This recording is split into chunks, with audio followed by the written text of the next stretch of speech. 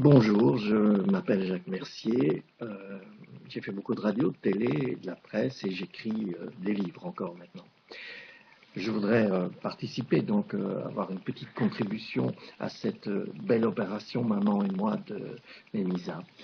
Euh, le souvenir que je garde de ma mère qui a disparu maintenant, le souvenir de ma mère qui est le plus frappant pour moi est lié au chocolat. Vous savez que j'aime le chocolat, j'ai écrit beaucoup autour du chocolat, je suis un peu gourmand comme beaucoup de Belges. Et donc, c'est un souvenir qui date de l'époque où j'avais à peu près, je dirais, 6 ans, 7 ans, dans ces eaux-là. Je rentrais de l'école à 4 heures, une grande fille venait me déposer chez moi, je pense, et ma mère était seule. Mes frères aînés, on était 4 garçons, étaient encore à l'école, le plus petit n'était pas là, et donc j'étais seul avec ma mère, si vous voulez. Mon père travaillait encore jusqu'à 5h30. Et il faisait beau, j'ai traversé la maison, j'étais dans le jardin, et là, je prenais un plaisir à m'asseoir en haut des petites marches en pierre qui donnaient sur un petit jardin de ville où il y avait des sapins, des rosiers, des oiseaux. Enfin, c'était beau, c'était la nature telle que je l'aimais. Et ma mère m'apportait mon 4 heures, c'est-à-dire qu'elle m'apportait une tartine de pain beurré.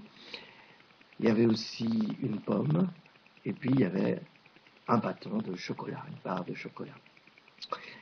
Je mangeais ça dans l'ordre, et puis je terminais par ce dessert, le chocolat. Et en mangeant ce chocolat, je me tournais vers la fenêtre de la cuisine qui donnait sur le jardin.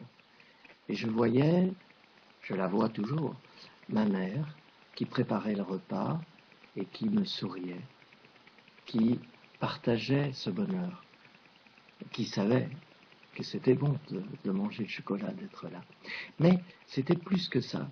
C'était un moment de bonheur extrême, d'innocence, je dirais, puisqu'à cet âge-là, j'avais forcément pas de souvenirs, pas de soucis d'argent, pas de soucis d'amour, de sexe, de qui je vais rencontrer, pas de soucis de l'avenir.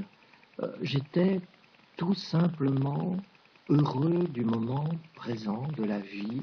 J'avais pas encore d'horizon. J'étais là. Et l'horizon que j'avais, c'était évidemment le sourire de ma mère qui me rassurait, qui me confortait dans ce bonheur idéal que j'avais. Eh bien, c'est ça que je garde de ma mère.